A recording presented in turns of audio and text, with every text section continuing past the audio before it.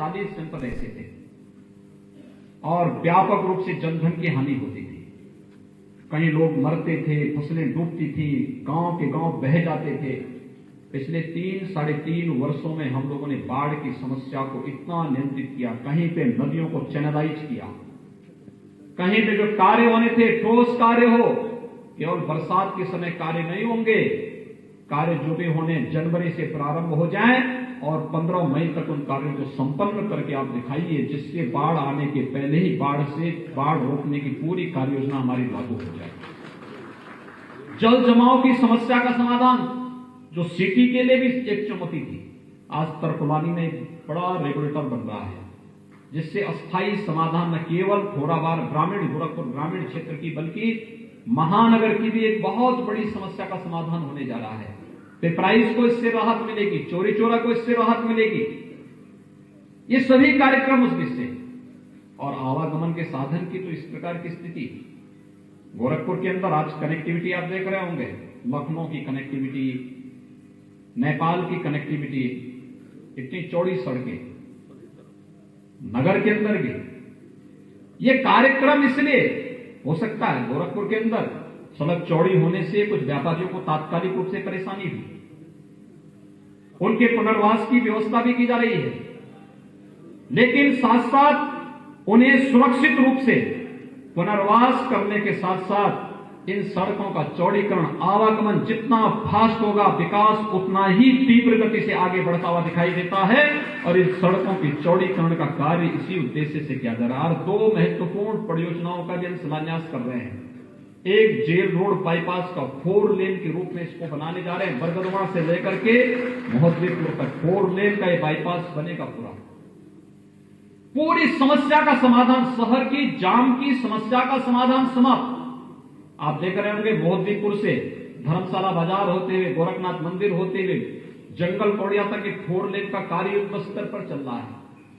आगामी 3-4 महीने के अंदर आप देखेंगे 4 लेन में जब बदलेगा, कहीं भी जाम नहीं लगेगा, कहीं भी जाम नहीं। हम भी से व्यवस्था कर रहे हैं।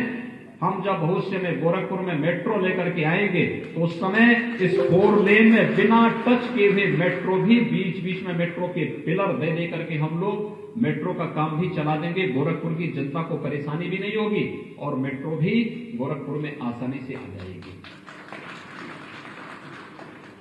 जेल रोड बाईपास एक नया वैकल्पिक मार्ग आपको दे रहा है, सिटी के अंदर की समस्या को पूरी तरह समाधान करने।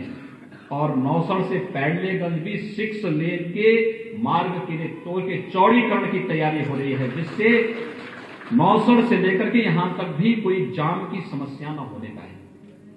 आपने देखा होगा महेवा से लेकर के तरकुलानी तक जो मार्ग है, मुझे याद है जब 2009 में मैं पहली बार सांसद बना था, वो सिंगल लेन का था। फिर हम लोगों ने उसको थोड़ा बढ़ा करके 7 मीटर चौड़ा किया और आज ये उससे भी चौड़ा मार्ग बन रहा है, एकदम हाईवे जैसा मार्ग है। गोरखपुर सिटी को सुरक्षा, बाढ़ से भी सुरक्षित करने के लिए और पूरे खोराबार विकासखंड और गोरखपुर ग्रामीण के आवागमन को बहुत फास्ट करने, विकास की प्रक्रिया के साथ जोड़ने की प्रक्रिया का हिस्सा है। ऐसे ही झुंगिया से लेकर के फर्टिलाइजर के मार्ग के चौड़ीकरण के कार्य को भी इसके साथ लिया जा रहा है। यानी ये कार्यक्रम कहीं पे लोकार्पण, कहीं पे शिलान्यास, कहीं चिकित्सालय की व्यवस्था, कहीं पर अन्य केंद्रों की स्थापना का कार्य, ये अलग अलग प्रकार से आगे बढ़ाने का कार्य किए जा रहे हैं। अभी सीताराम जी कह रहे थे कि मैं बुढ़िया माई के दर्शन करने के लिए गया था, मुझे बहुत अच्छा लगा। तो मैंने कहा ये अच्छा बनाने के लिए और लोगों की सुविधा के लिए कार्य किए जा रहे हैं। और यही तो, इसी के लिए तो जनता हम लोगों को चुन के भेजती है। जनता तो इसीलिए चुनती है, जनता को हम सुविधा दे सकें, बना सकें। हम रवि किशन जी को इसीलिए चुने हैं जिससे वे विकास की प्रक्रिया के साथ सिटी को जोड़ सके और आवश्यकता पड़ती है तो सीताराम जायसवाल जी को लेकर के फिल्मों का निर्माण भी कर सके।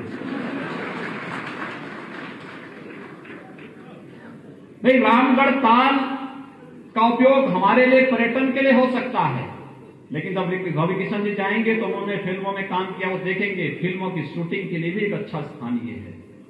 और आज आ रहे हैं, उन्होंने कोरोना कालखंड में तमाम वेब सीरीज यहां से बनाई और उसके माध्यम से गोरखपुर को एक पहचान देने का कार्य किया। कला, एक अभिव्यक्ति होती है, रचनात्मक अभिव्यक्ति व्यक्ति के अंदर की, हर एक के अंदर नहीं हो सकती। लेकिन उस अभिव्यक्ति को किस रूप में प्रस्तुत करना है जो लोगों के मनोरंजन का भी और लोगों के ज्ञानवर्धन का माध्यम भी बने। और केवल एक कला नहीं होती है, यह रोजगार का भी माध्यम होता है। कितने लोग रोजगार इससे प्राप्त करते हैं, कैमरामैन से लेकर के स्क्रिप्ट लिखने वाले तक। यानी इसमें साहित्यकार भी जुड़ता है, इसके साथ सामान्य कलाकार भी जुड़ता है, अन्य तमाम प्रकार की बड़ी टीम उसके साथ जुड़ती है और तब एक कार्यक्रम आगे बढ़ते हुए दिखाई देते हैं।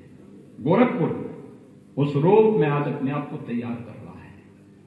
हर प्रकार के लोग जब राजनीति में जाएंगे तो विकास की इस प्रक्रिया के साथ एक एक लोग को देखेंगे। देखने का दृष्टिकोण जिसका जैसे होगा वो उसको उस रूप में देखेगा, लेकिन जब दृष्टिकोण सकारात्मक होगा, रचनात्मक होगा, तो हर एक जगह से कुछ न कुछ निकाल करके विकास की इस प्रक्रिया को आगे बढ़ा सकता है और उसको उसी रूप में आगे बढ़ाने का कार्य आज किया जा रहा है। जैसे आज हम गोरखपुर की जनता को समर्पित करते हुए मुझे बहुत प्रसन्नता की अनुभूति हो रही है।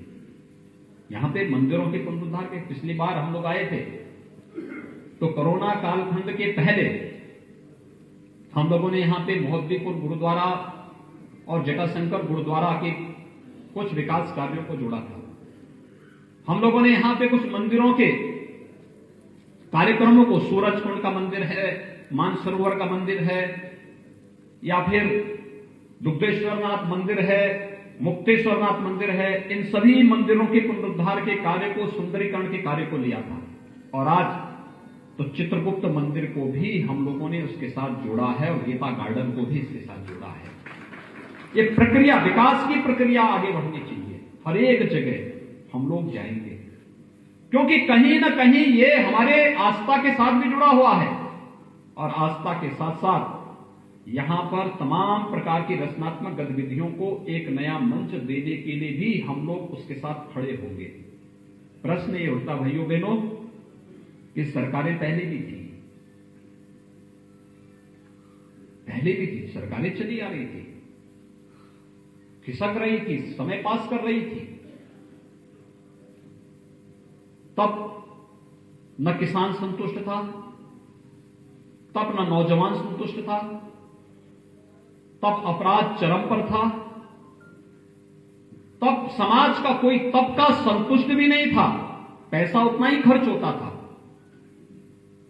और आज जब नगर विधायक जी कह रहे थे या ग्रामीण विधायक जी कह रहे थे कि कोरोना कालखंड के दौरान, चूंकि दोनों हमारे विधायक कोरोना से पीड़ित हुए, संक्रमित हुए और उन्होंने चिकित्सीय सुविधा और व्यवस्था को देखा, अब आश्चर्य करेंगे, हम लोग अब तक 5,73,000 लोगों को स्वस्थ करके घर भेज चुके हैं और सभी को फ्री में सुविधा उपलब्ध कराई गई। ऐसा नहीं कि कोई एक विधायक, एक सांसद या कोई पदाधिकारी अगर है तो वह उसको हम कोई अलग सुविधा दे रहे हो, एक सामान्य नागरिक को अलग नहीं। कोविड हॉस्पिटल में वीवीआईपी, वीआईपी या सामान्य नागरिक के साथ कोई भेदभाव नहीं, लेकिन सुविधा सबको और सभी मुफ्त की सुविधा सभी को उपलब्ध करवाने का कार्य किया जा रहा है। जिस तत्परता के साथ कोरोना वॉरियर्स ने, हमारे स्वच्छता कर्मियों ने, प्रशासनिक तंत्र ने, पुलिस कर्मियों ने, समाज के अलग अलग क्षेत्र में कार्य करने वाले लोगों ने, स्वयंसेवी संगठनों ने, मीडिया ने, अलग अलग तबके ने जिस स्फूर्ति के साथ काम किया, आपदा प्रबंधन का एक अद्भुत उदाहरण है जो प्रधानमंत्री मोदी जी के नेतृत्व में पूरे देश ने किया है। और आज जब हम इस कार्यक्रम में यहां पर मौजूद हैं, मैं इस अवसर पर प्रधानमंत्री मोदी जी का अभिनंदन करता हूं दो कारणों से। एक, कोरोना में बेहतरीन प्रबंधन के लिए दुनिया ने उनके इस प्रबंधन के नेतृत्व की क्षमता को स्वीकारा है। कल आपने देखा होगा कि दुनिया के अंदर इस क्षेत्र में सर्वे करने वाली जो कंपनियां हैं, अप्रूवल रेटिंग में प्रधानमंत्री मोदी जी को दुनिया के अंदर लीडरशिप में सर्वोच्च स्थान पे उन्हें दिया गया। यह हमारे लिए गौरव की बात है। और आज प्रधानमंत्री जी ने, उनके मार्गदर्शन में देश के वैज्ञानिकों ने, भारत पहला देश है जिसने कोविड-19 के 2 वैक्सीन एक साथ लॉन्च कर दिए हैं। प्रधानमंत्री मोदी जी पहले प्रधानमंत्री हैं जिन्होंने कोविड-19 के वैक्सीन के लिए उन लेबोरेटरीज का स्वयं निरीक्षण किया, वहां भ्रमण किया और वहां जाके उन कार्यों की समीक्षा की। आज उसका परिणाम है कि भारत आत्मनिर्भर भारत बनने की ओर अग्रसर है और दुनिया के अंदर जिस भारत के बारे में कहा जाता था कि दुनिया के अंदर जब कोई टेक्नोलॉजी आती है तो जब वो वहां समाप्त होती है तब उसको अपनाते हैं, लेकिन आज भारत ने दुनिया के सामने साबित कर दिया, दुनिया के अंदर एक वैक्सीन आई है और भारत एक साथ 2 वैक्सीन प्रधानमंत्री मोदी जी के मार्गदर्शन में लॉन्च कर रहा है। मैं इसके लिए प्रधानमंत्री मोदी जी का अभिनंदन करता हूं, देशवासियों को बधाई देता हूं और अपने देश के उन सभी वैज्ञानिकों का जिन्होंने इस क्षेत्र में व्यापक शोध करके और समय से इस वैक्सीन को उपलब्ध कराने में अपना योगदान दिया है, उन सबका हृदय से अभिनंदन करते हुए उनके इस पूरे अभियान के प्रति मैं प्रदेशवासियों की ओर से अपनी शुभकामनाएं भी उपलब्ध उन्हें देता हूं। कार्य करने की सोच होनी चाहिए और हमें कैसा गोरखपुर चाहिए, भाइयों बहनों, इसके बारे में हमें सोचना पड़ेगा। ये गोरखपुर महानगर हमारा है, गोरखपुर जनपद हमारा है, एक उत्तर प्रदेश हमारा है और यह देश हमारा है। और यह भाव जब हमारे मन में होगा, ये भावनात्मक लगाव जब हमारे मन में होगा, एक सकारात्मक दृष्टिकोण हमारे मन में होगा। इस सकारात्मक दृष्टिकोण ही है जो हमें विकास करने के लिए प्रेरित करता है।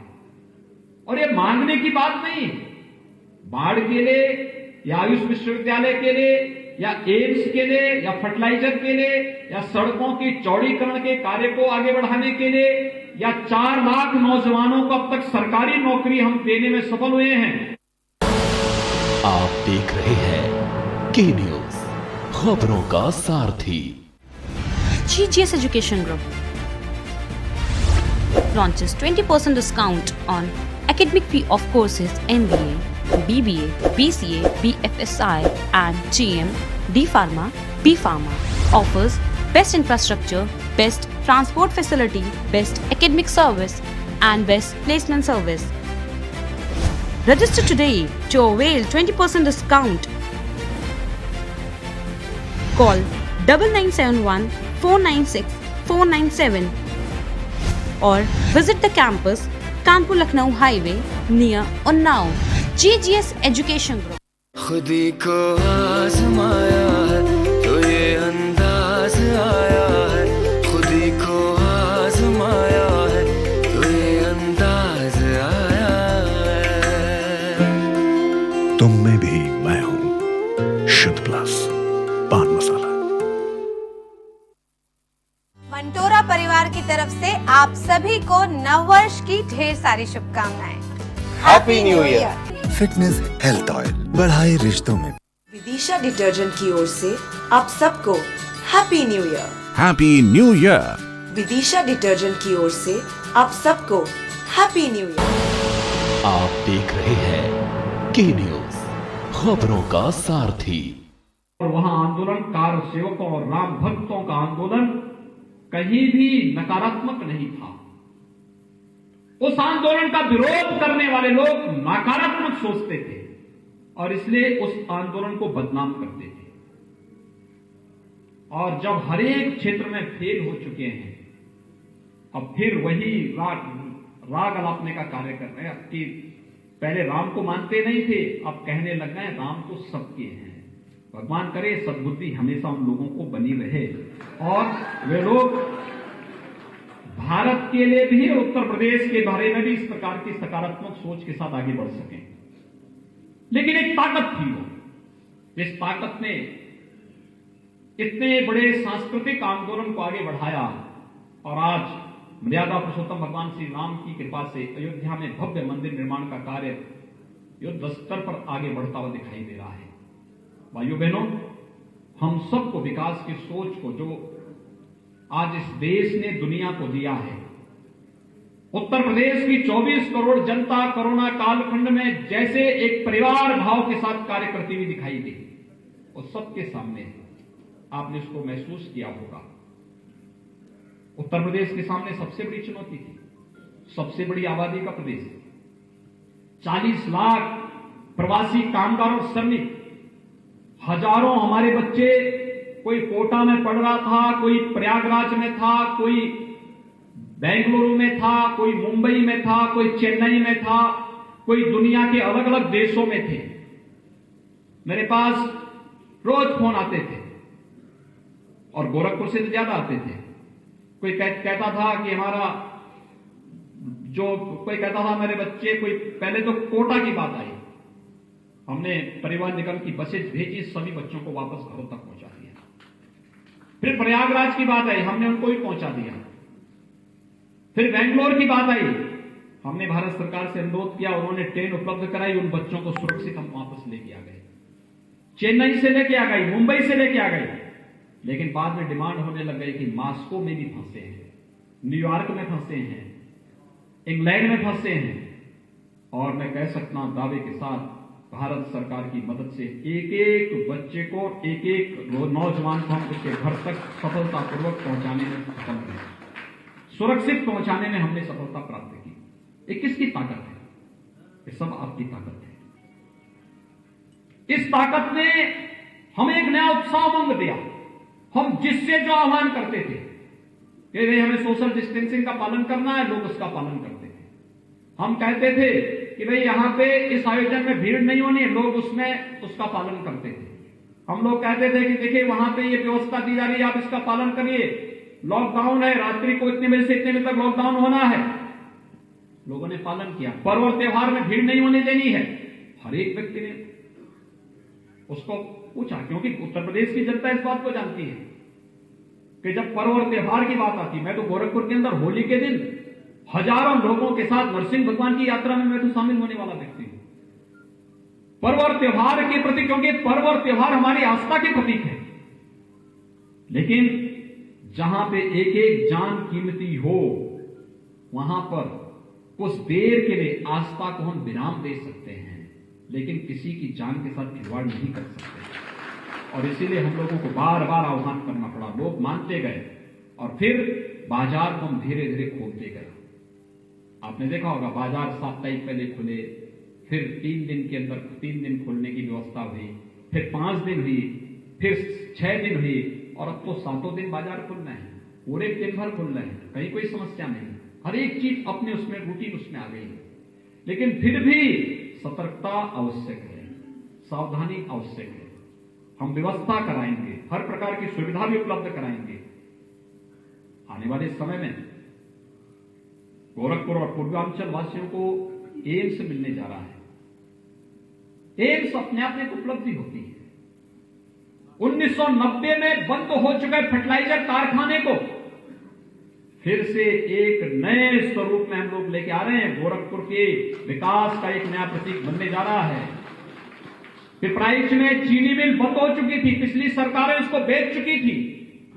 अभी मामला सुप्रीम कोर्ट में है, मामले का विस्तार नहीं हुआ, लेकिन हमने उसी के पास बगल में एक अन्य जगह पर चीनी मिल स्थापित करके उसको चलाने की कार्रवाई। पहले कुल वहां पे 1200 कुंटल चीनी की पेराई होती थी, इस समय 50,000 कुंटल चीनी की पेराई प्रतिदिन हो रही है उस चीनी मिल से। और गन्ना मूल्य का भुगतान हर महीने करने की स्थिति वहां पर आई है। फाइन शुगर वहां पे बनाने की कार्रवाई अब होने जा रही है। दुनिया के अंदर हर प्रतिष्ठित संस्थानों में जितना फार्मा से जुड़ी हुई कंपनियां जो दवा बनाती हैं, उन सब में यहां पिपराइच की चीनी जाएगी।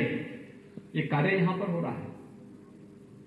यानी हर एक तबके के लिए कुछ न कुछ करने का प्रयास, और ये प्रयास इसलिए क्योंकि एक सकारात्मक दृष्टिकोण आपके बीच में रह करके, गोरखपुर में रह करके, आपके बीच रह करके, संघर्ष करके, गोरखपुर के हितों के बारे में नजदीक से जानने, सीखने, समझने और फिर उसको आगे बढ़ाने का जो अवसर प्राप्त हुआ, आज उसका परिणाम है कि उसका पूरा प्रदेश उसको नजीर के रूप में लेकर के विकास की इस प्रक्रिया के साथ जुड़ता दिखाई दे रहा है। बहुत सारे लोगों को ये रहता होगा कि हम गोरखपुर का विकास केवल एक तरफा कर रहे हैं। ऐसा नहीं है। जैसे गोरखपुर का विकास हो रहा है, ऐसे ही विकास हम लोग हर एक जगह का कर रहे हैं, पूरे प्रदेश के अंदर कर रहे हैं। आज प्रदेश के अंदर 7 नए विश्वविद्यालय बन रहे हैं। और मान करिए, एक मेडिकल यूनिवर्सिटी लखनऊ में हम दे रहे हैं, आयुष यूनिवर्सिटी गोरखपुर में दे रहे हैं, सहारनपुर, अलीगढ़ और आजमगढ़ में भी 3 नए विश्वविद्यालय हम दे रहे हैं। लॉ यूनिवर्सिटी हम प्रयागराज में दे रहे हैं। एक एक कार्य को जोड़ने का कार्य हो रहा है और हर एक आयोजन को, हर सिटी के कायाकल्प करने का प्रधानमंत्री मोदी जी की कृपा से काशी का पूरी कायाकल्प हुई। कुंभ के अवसर पर प्रयागराज का कायाकल्प हुआ। लखनऊ के अंदर विकास की प्रक्रिया को उसी स्फूर्ति और तेजी के साथ आगे बढ़ाया जा रहा है। आगरा, कानपुर में मेट्रो के कार्य युद्ध स्तर पर चल रहे हैं और गोरखपुर में भी युद्ध स्तर पर विकास की प्रक्रियाएं बढ़ती हुई दिखाई दे रही है। कोई भी वंचित नहीं, कोई भी से अलग नहीं। राज्य वही, तंत्र वही, संसाधन वही, केवल सरकारें बदली हैं, कार्य की सोच बदल गई है। आज लोग, दुनिया का हर व्यक्ति उत्तर प्रदेश में निवेश करने के लिए उत्साहित है। क्यों से मालूम है, उत्तर प्रदेश में सुरक्षा मिलेगी, उसको एक विश्वास है। मैं भी मुंबई गया था। मुंबई में मुझे नगर निगम लखनऊ के बॉन्ड जारी करने थे और बॉन्ड जारी करके उस पैसे को फिर हम विकास के साथ जोड़ना चाहते हैं। विकास की इन संस्थाओं को हम जवाबदेही के साथ जोड़ना चाहते हैं। तो मैं बॉम्बे स्टॉक एक्सचेंज में गया था, तो मैंने कहा जब यहां आया हूं तो अलग अलग सेक्टर के जुड़े हुए लोगों से मुलाकात करूंगा। यहां के सांसद रवि किशन जी भी पहुंचे थे वहां। उन्होंने देखा कितना उत्साह था हर तबके के लोगों में, क्या उद्योगपति, क्या वहां का व्यवसायी, क्या वहां का यूथ, क्या वहां का फिल्म से जुड़ा हुआ हर एक सेक्टर का प्रोड्यूसर हो, डायरेक्टर हो या फिर वहां का एक्टर हो, जो भी हो, हर एक तबके का व्यक्ति एक नए उत्साह के साथ सामने आ रहा था, कह रहा था कि साहब हम चाहते हैं यूपी में आना। वो इस बात को कह रहे थे। मैंने कहा यूपी के बारे में आपको कैसे जानकारी है? उन्होंने कहा साहब यूपी व्यापक परिवर्तन हुआ है, चेंज हुआ है, सुरक्षा का एक माहौल बना है। उसमें से बहुत सारे लोग तो उत्तर प्रदेश से जुड़े थे। कहते साहब अब जब हम अपने गांव जाते हैं, अपने जनपद में जाते हैं, अपने नगर में जाते हैं उत्तर प्रदेश में, तो परिवर्तन हमें दिखाई देता है। मुझे वहां पे एक फिल्म मेकर के उसमें जो काम करता है प्रोड्यूसर, वो मुझे वहां मिला। उसने कहा मैं मुजफ्फरनगर का रहने वाला हूं और मुजफ्फरनगर का मैं रहने वाला हूं। मैं एक दिन आया, देर हो गई, रात्रि में अपनी कार से जा रहा था। मुजफ्फरनगर में किराना के पास मैंने देखा कि एक मां और एक बेटी रात्रि में 12 बजे पैदल पैदल चल रही थी। मुझे शक हुआ। फिर मैंने गाड़ी रोक के उनसे पूछा, मैंने कहा इसी रात्रि में कहां आप जा रहे हैं? उन्होंने कहा साहब कोई एक जरूरी काम से हमें रेलवे स्टेशन जाना पड़ रहा है क्योंकि हमारे एक परिचित आ रहे हैं। तो उन्होंने कहा आप महिला और बेटी हैं, इस रात्रि में इस किराना से तो पलायन होता है, आप रात्रि में ऐसे कैसे जा रहे हैं? आपको भय नहीं लग रहा? कहा साहब वो बीते दिन की बात हो चुकी है। आज उत्तर प्रदेश में भय देने वाले लोग स्वयं भयभीत हैं, उत्तर प्रदेश छोड़ के जा चुके हैं। ये एक सोच जहां पर पैदा हो, सचमुच एक बहन और बेटी के मन में ये विश्वास जागृत हो जाए, तो फिर कहना ही क्या है। उसने कहा साहब मैं तो जिस यूपी के बारे में सोचता था कि नहीं जाना चाहिए, मैं आज कह रहा हूं कि मुझे यूपी में आना है अब, और मैं यूपी में ही आगे आने वाले समय में सारा काम करने जा रहा हूं। क्योंकि मैं रात को उस दृश्य को देख के दंग था, जहां पे एक मां और एक बेटी रात्रि को 12 बजे रेलवे स्टेशन की तरफ जा रही हो और वह उस क्षेत्र में जो इस पलायन के लिए सबसे कुख्यात क्षेत्र हो चुका हो, और वहां पर इस बात को कह रही हो, अरे साहब वो बीते दिन की बात है। और उसके बाद कहा जब मैं फिर किराना में गया कि उन्हें देखने के लिए क्या दृश्य था, उसने कहा साहब सभी व्यापारी जो पिछले 15-20 वर्षों में भाग चुके थे वापस किराना वापस आ चुके हैं और फिर से चहल पहल वहां पर देखने को मिली है। ये है यूपी।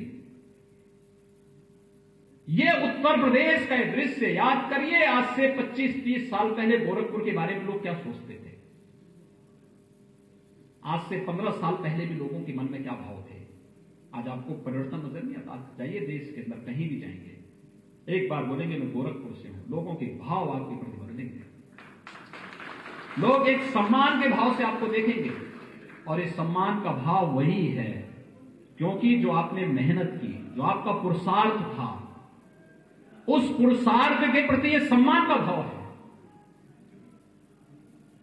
यह अचानक नहीं आया है। यह वह भाव है जो गोरखपुर की सड़कों पे बिजली के लिए आप आंदोलन करते थे। बिजली 5 घंटे गोरखपुर नगर को मिलती थी, लेकिन मुझे लगता है कि अब तो बिजली मिलती है ना, अब तो कोई समस्या नहीं।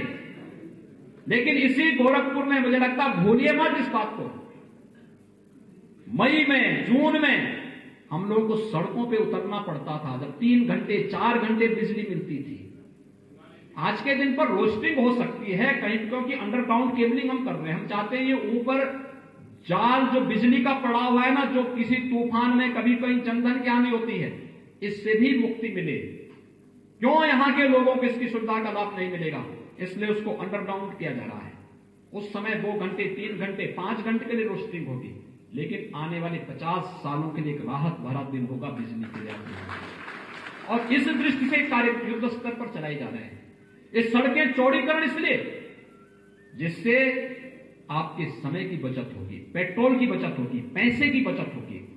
और आपको इमरजेंसी में कहीं जाना हो, भाई आपको गोरखनाथ से रेलवे स्टेशन आना है, क्यों आप 1 घंटे पहले चलेंगे?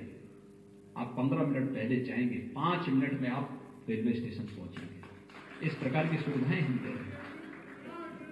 आप महेसरा से एयरपोर्ट जाना चाहते हैं, क्यों आप जो है 2 घंटे पहले जाएंगे? आप आराम से निकलिए 1 घंटे पहले, 15 मिनट में पहुंचिए आप महेसरा से रेलवे स्टेशन पर। हम सड़क ऐसा बना करके देंगे, लेकिन एक एक व्यापारी का पुनर्वास भी करेंगे, किसी को उजड़ने नहीं देंगे। हमने पीएम स्वनिधि में भी प्रशासन से कहा है, पटरी व्यवसायियों का भी व्यवस्थित पुनर्वास होना चाहिए, और व्यवस्थित पुनर्वास की प्रक्रिया के साथ उनको भी जोड़ दो। हर एक को सड़क से अतिक्रमण भी हटाएंगे, लेकिन एक एक पटरी व्यवसायी का व्यवस्थित पुनर्वास भी करेंगे। उसको बैंक से लोन भी दिलाएंगे, सस्ते दाम पर लोन भी दिलाएंगे, और सब्सिडी का लाभ भी उसके खाते में सीधे दिलवाने का काम करेंगे। क्योंकि हर व्यक्ति के जीवन में खुशहाली होनी चाहिए। ये सभी लोग जब मिलते हैं तब विकास आगे बढ़ता है। विकास केवल एक व्यक्ति से नहीं हो सकता, सबके बारे में एक समग्र सोच के साथ आगे बढ़ने से ये कार्यक्रम आगे बढ़ेंगे। आज इसीलिए यहां पर कितने कार्यक्रम हो रहे हैं, आपने देखा होगा। इस कार्यक्रम में अलग अलग प्रकार की परियोजनाएं हैं। इन योजनाओं में सभी प्रकार की योजनाओं को हम लोगों ने इसमें यहां पर लेने का कार्य किया है, जिसमें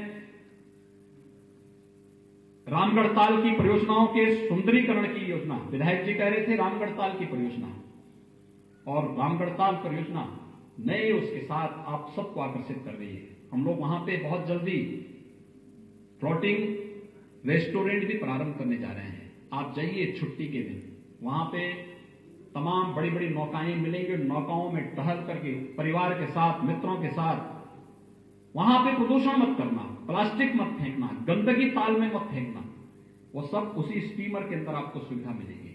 लेकिन जाइए, कुछ समय ऐसा भी गुजारिए जो वहां पर, मैं तो अच्छा लगा जब सीताराम जी कह रहे थे मैं बुढ़िया माई गया था, तो मैंने कहा हमेशा के लिए मत जाना वहां, लेकिन यह कि कभी कभी शहर के अंदर सफाई आदि के कार्यों को पूरा दुरुस्त करने के बाद मूड फ्रेश होने के लिए फिर आप जाइए, माई का दर्शन करके फिर आइए। ऐसे ही रामगढ़ ताल भी मिलेगा, अच्छी अच्छी स्टीमर वहां देंगे, लोग जाएंगे। एक नई सुविधा, वाटर स्पोर्ट की सुविधा हम देने जा रहे हैं बहुत शीघ्र। अब देखना कितना अच्छा वो बनेगा। गोरखपुर के बच्चों को लिए एक नया उत्साह का अवसर होगा, उनके लिए एक नए दिशा में आगे बढ़ने का अवसर प्राप्त होगा। चारों तरफ से बॉर्डर से पिचिंग भी कर दी गई है। अब ताल टूटेगा नहीं, ताल पे कोई कब्जा भी नहीं कर पाएगा, और नहीं तो कब्जे की सबसे बड़ी समस्या यहां पर थी। सरकार आती थी और फिर सरकारें और नेतागण एक तरफ से कब्जे का अभियान चलाते थे। कोई शरीफ व्यक्ति जमीन खरीदने से डरता था, पता नहीं उसकी जमीन पर कब और उनके मकान पर कब किसी पार्टी विशेष के लोग कब्जा कर लें। होता था, सपा बसपा के समय में यही होता था। सपा के समय में मैंने कई बार तो यहां के अवैध कब्जे हटवाए थे, उनके गुंडों के द्वारा जो कब्जे होते थे। मैं कुछ था नहीं, सांसद था, आपकी ताकत थी, लेकिन तब भी हम लोग लड़के उनके कब्जों को हटवाते थे। बहुजन समाजवादी पार्टी के समय में भी ये बलदेव प्लाजा के पीछे ही कब्जा हो गया था एक बार, और उस समय फिर मैं बाहर था। जब वापस आया तो फिर मैंने प्रशासन से कहा, मैंने कहा ये कब्जा कैसे, लेकिन भाई गुंडागिर्दी थी। आज तो कोई गुंडा इस प्रकार का कार्य नहीं करेगा, क्योंकि करेगा तो उसे मालूम है कि फिर इस धरती का रास्ता तो नहीं होगा, दूसरे लोग का रास्ता जरूर इसके लिए खुल जाएगा। लेकिन यह अव्यवस्था और अराजकता फैलाने की छूट नहीं दी जा सकती है, और इसीलिए ये विकास की प्रक्रिया ऐसे ही स्वास्थ्य से जुड़ी हुई योजनाओं को लेकर के भी जिला चिकित्सालय में एमआरआई मशीन की स्थापना का कार्य, उससे जुड़ी हुई अन्य कार्यों को, वहां पे तमाम नई ओटी के निर्माण का कार्य वहां पर हुआ है। कृषि विश्वविद्यालय, अपना कृषि जो विद्यालय है चरगामा का, उसमें मल्टीपर्पज सीड स्टोर और टेक्नोलॉजी से जुड़े हुए अन्य महत्वपूर्ण केंद्रों के बारे में राजकीय बौद्ध संग्रहालय गोरखपुर के आधुनिकीकरण और सुदृढ़ीकरण के कार्य को वहां पर संपन्न किया गया है। बीआरडी मेडिकल कॉलेज से जुड़ी हुई तमाम प्रकार की परियोजनाओं को भी आज यहां पर लिया गया है। बालिकाओं की शिक्षा का जो उत्तम केंद्र है, जो गवर्नमेंट एडी कॉलेज, उस कॉलेज में भी जो बुनियादी सुविधाएं सीसी रोड का है, इंटरलॉकिंग सड़क का है, राजकीय उद्यान के बाउंड्री वाल का कार्य है, और इसी प्रकार से मूक बधिर विद्यालय से जुड़ी हुई परियोजनाएं भी यहां पर, उनके आवासीय और अनावासीय भवनों के बारे में भी हम लोगों ने यहां पर आज उसका लोकार्पण किया है। सड़कों से जुड़ी हुई तमाम प्रकार की परियोजनाएं हैं। पंडित राम प्रसाद बिस्मिल जो मंडलीय कारागार है, वहां पर पर्यटन विकास से जुड़ी हुई योजनाओं को लेकर के आप देखिए, काकोरी कांड के हीरो पंडित राम प्रसाद बिस्मिल गोरखपुर जेल में थे और यहीं पे उन्हें फांसी हुई थी।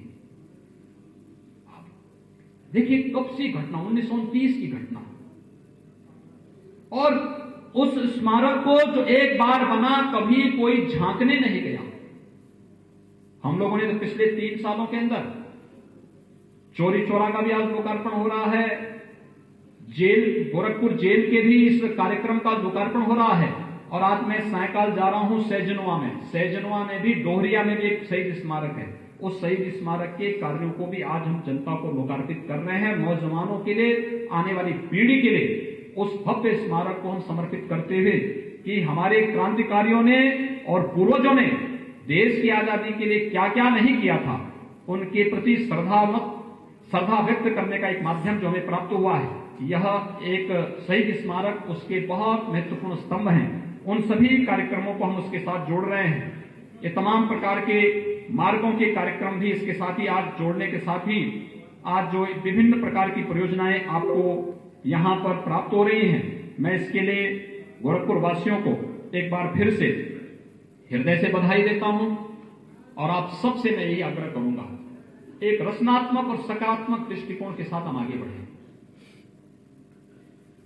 पैसे की विकास के लिए कोई कमी नहीं है, कमी है सकारात्मक सोच को तेजी के साथ आगे बढ़ाने की। और बहुत शीघ्र हम लोग एक नए कार्यक्रम का शुभारंभ करने जा रहे हैं। ये पहले चरण में मेरा प्रयास है कि पहले चरण में हम लोग करेंगे कि प्रशासनिक सेवा के लिए, भारतीय प्रशासनिक सेवा से या भारतीय पुलिस सेवा से जुड़े हुए जो प्रतियोगी छात्र होंगे, उनके लिए हम एक सॉफ्टवेयर विकसित करने जा रहे हैं।